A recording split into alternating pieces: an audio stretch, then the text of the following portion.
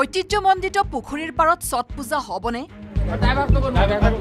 আলফাৰ ভাবুকিক লৈ কিমান তৎপৰ আৰক্ষী? বিষয়টোত অযথা উত্তেজনা নবঢ়াবলৈ আহ্বান মুখ্যমন্ত্ৰীৰ। যে এইখন এখন নতুন অসম, ইয়াত এইবিলাক সৰু সৰু কথা লৈ কাজিয়া কৰি থকা দুটা কমিউনিটিৰ মাজত টিকটকটা হোৱাটো ভাল নালাগে। পূজা উৎসৱ সকলোৰে ভাল কৰি হৈ যাওক। আমি ঈদতো বাধা দিব নালাগে, নামাজতো বাধা দিব নালাগে, ছট পূজাতো বাধা দিব নালাগে, দুৰ্গা পূজাতো বাধা দিব নালাগে, নাম কীৰ্তনতো বাধা দিব নালাগে। কিবা স্থানক লৈ যদি কিবা অসুবিধা আছে আলাপ আলোচনা কৰি আমি মীমাংসা কৰিম।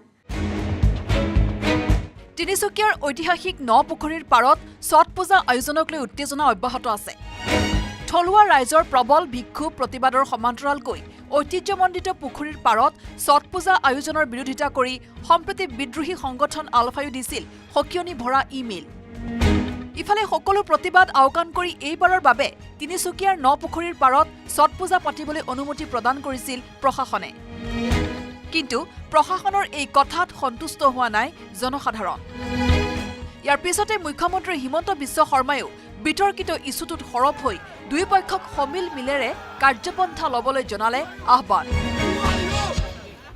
যে এইখন এখন নতুন অসম, ইয়াত এইবিলাক সৰু সৰু কথা লৈ কাজিয়া কৰি থকা দুটা কমিউনিটিৰ মাজত টিকটকটা হোৱাটো ভাল নালাগে। পূজা উৎসৱ সকলোৰে ভাল কৰি হৈ যাওক। আমি ঈদতো বাধা দিব নালাগে, নামাজতো বাধা দিব নালাগে, ছট পূজাতো বাধা দিব নালাগে, দুৰ্গা পূজাতো বাধা দিব নালাগে, নাম কীৰ্তনতো বাধা দিব নালাগে।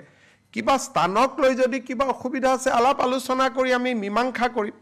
কিন্তু বাৰে বাৰে এই ঘটনাটোৱে বেলেগক সুযোগ দিয়ে 10টা কথা অসমৰ কাৰণে ক'বৰ কাৰণে।